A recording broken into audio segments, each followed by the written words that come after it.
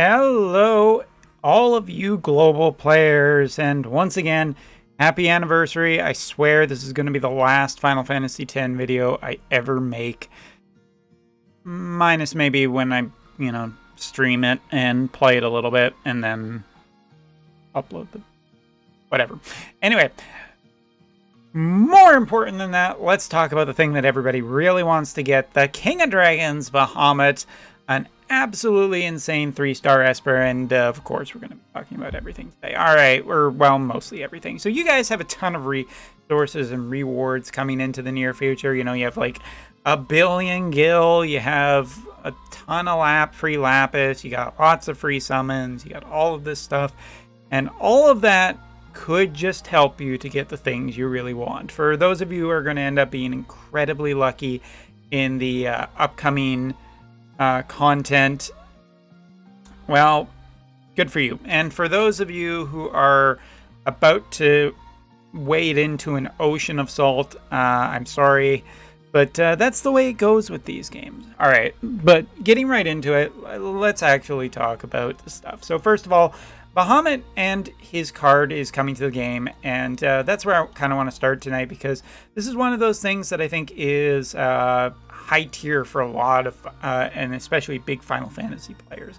Bahamut is just one of the most well-known summons in all of Final Fantasy history. He's always fantastically powerful, and it should be noted that in Wotv, him and his card, or it and his card, I don't think Bahamut is a gender because it's a magical creature that does not technically exist, so therefore it's more like a deity, but it also... Anyway, although it is the King of Dragons, that's not what we're here to talk about. I'm getting distracted. The UR card is a 90 cost card. It is a higher cost card than a lot of other vision cards, and if I remember correctly, this is one of the vision cards that actually has double the cost in order to raise it.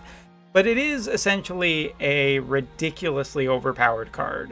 Magic up for a party ability as well as agility up, and at max tier also unlocks attack resistance up, and for light units is also going to be magic attack up and HP attack, or max HP up as well.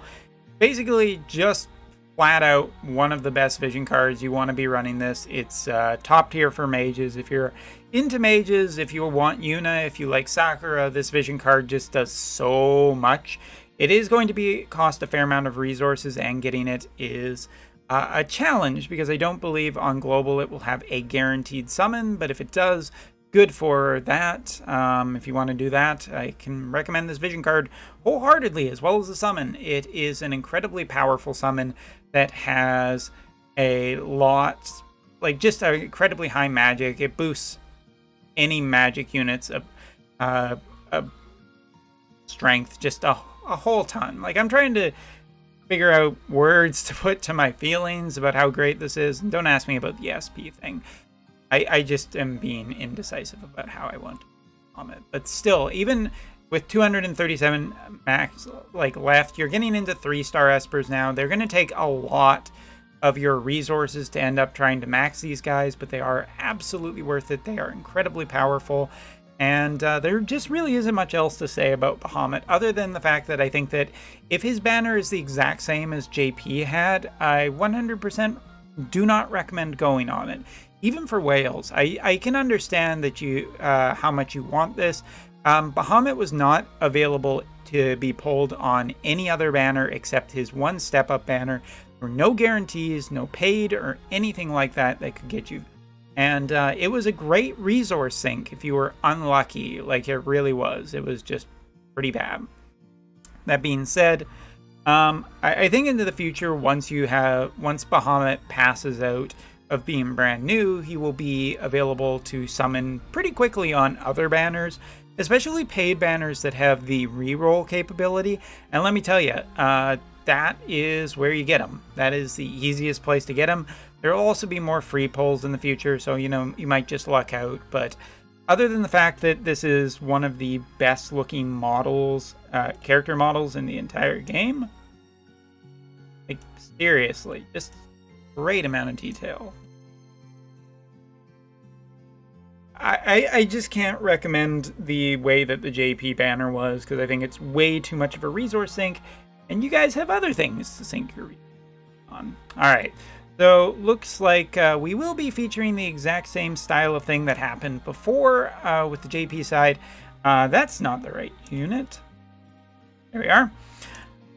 Which is to say that Yuna and Tidus will be coming first, and then Auron will be coming later. So if you're waiting for Auron, you can basically just cool off and wait for him. He'll be like a week later, and then you'll be able to get him and start building him right away. But for the first week, of course, there's going to be two spectacular units in Yuna and Tidus. And I still say from my overall experiences on the JP side, both in terms of popularity and performance, that I would put Yuna at the highest tier, Tidus right below, and last but not least, Auron. And again, I think that to put it in perspective for people out there, all three of these units are better than basically everything that has come before, because most of the stuff that comes before this does not have a EX job yet, and most of them still don't have an EX job, even 6 months later, roughly, well, about 3 months later on the JP side, but still.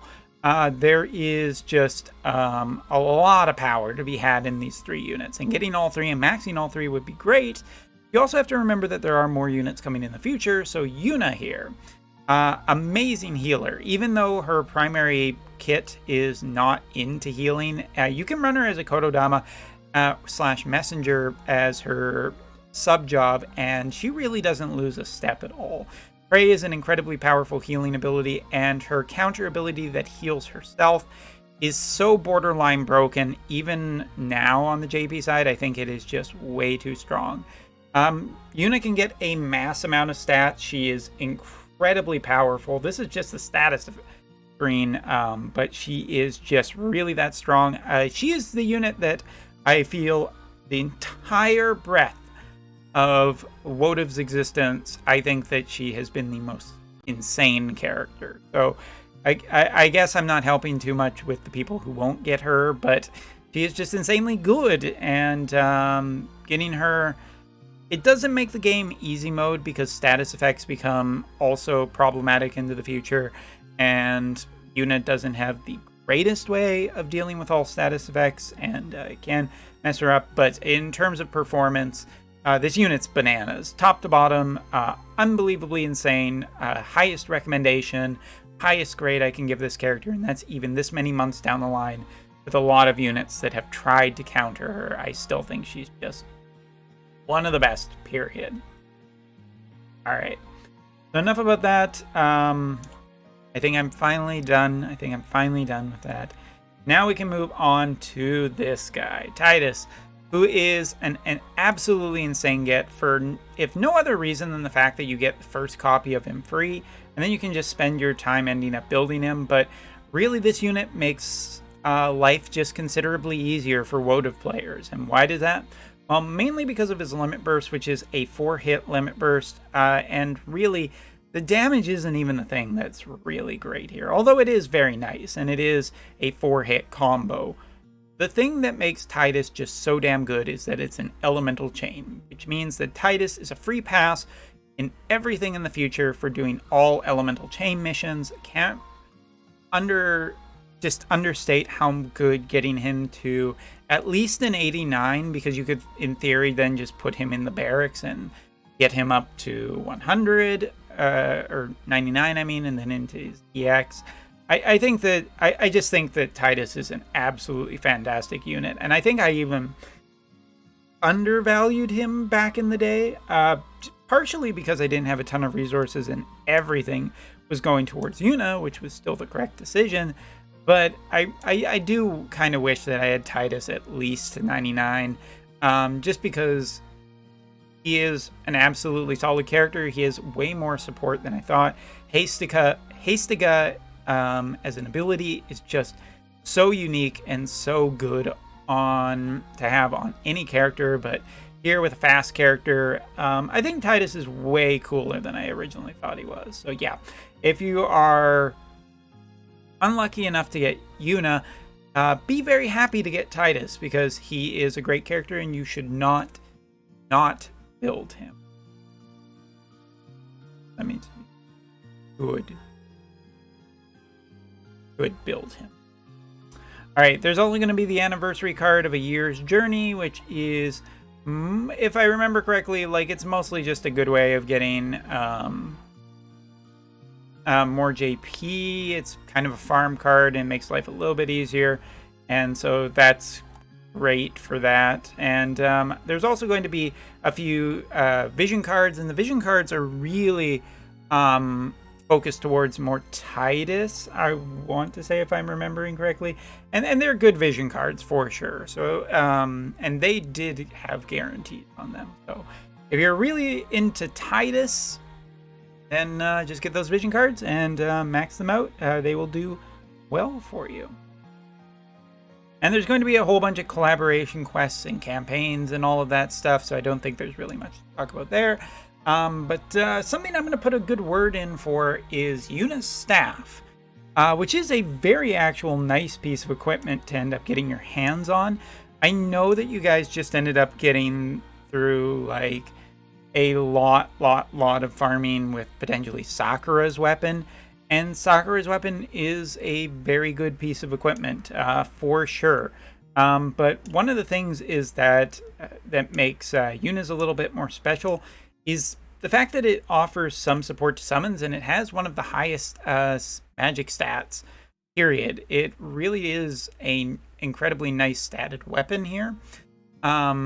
And it does provide some really good benefits. So I do quite recommend getting at least 1+5 of this piece of equipment, because it gives something, an alternative to just Sakura's staff. And